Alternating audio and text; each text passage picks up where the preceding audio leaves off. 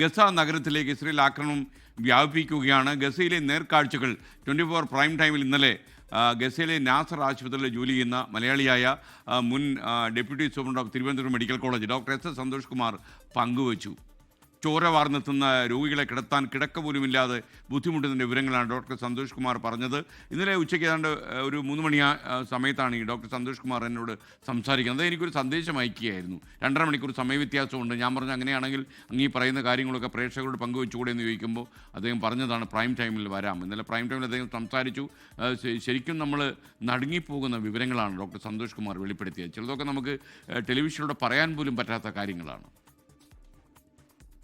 ഗസയിലെ അൽമവാസിയിലെ ഫീൽഡ് ഹോസ്പിറ്റലായ നാസർ ആശുപത്രിയിലാണ് സന്തോഷ് കുമാർ ഇപ്പോൾ പ്രവർത്തിക്കുന്നത്. നിലവിൽ അവശേഷിക്കുന്ന ഏക വലിയ സർക്കാർ ആശുപത്രിയാണിത്. നേരത്തെ പലപ്പോഴായി ആക്രമണം നേരിട്ട സ്ഥാപനം.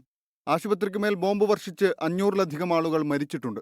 രണ്ടാമത്തെ ഒരു ബോംബ് വീണ്ടും അതേ സ്ഥലത്ത് തന്നെ വീഴുകയും ഏകദേശം 50ഓളം ആൾക്കാർ മരിക്കുകയും അതിനകത്ത് ഡോക്ടർമാരും നഴ്സുമാരും അടക്കമുള്ള വളരെ വലിയ ഒരു സംഘമാണ് വാസ്തവത്തിൽ അത് ആ ഒരു സമയത്ത് മരിച്ചു വീണത്.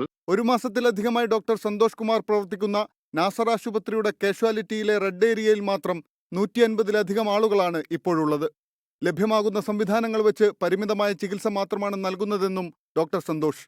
ഭക്ഷ്യവസ്തുക്കൾ പോലും ലഭിക്കുന്നില്ലെന്നും സന്തോഷ് കുമാർ പറയുന്നു. ഭക്ഷണ സാധനങ്ങൾ ഒന്നും തന്നെ കിട്ടാറില്ല.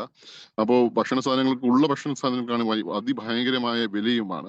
1 കിലോ പഞ്ചസാരയ്ക്ക് $100, അതായത് 8000-ലധികം രൂപയാണ് 1 കിലോ പഞ്ചസാരയ്ക്ക് മാത്രമാകുന്നത്. 1 കിലോ ആട്ടയ്ക്ക് ഏകദേശം $40 ഉള്ളത്. ഭക്ഷ്യവിതരണ സ്ഥലത്ത് നടക്കുന്ന വെടിവെപ്പിലാണ് ഏറ്റവും അധികം ആളുകൾ മരിക്കുന്നതെന്നും താമസ സ്ഥലം പോലും ഇല്ലാതെ ടെന്റുകളിലാണ് രോഗികളെ താമസിപ്പിക്കുന്നതെന്നും ഡോക്ടർ പറഞ്ഞു. ഒരു ദിവസം 20ഓളം സർജറികളാണ് ഡോക്ടർ സന്തോഷ് കുമാർ നടത്തുന്നത്.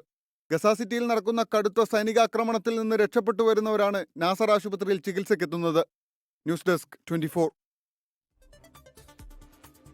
ലോകത്തെവിടെയായാലും ഏത് സമയത്തും 24 വാർത്തകളും ഓഗ്മെന്റഡ് റിയാലിറ്റി പാക്കേജുകളും എക്സ്പ്ലെയിനറുകളും വിശദമായി കാണാൻ ഞങ്ങളുടെ യൂട്യൂബ് ചാനൽ നിങ്ങൾക്ക് സബ്സ്ക്രൈബ് ചെയ്യാം.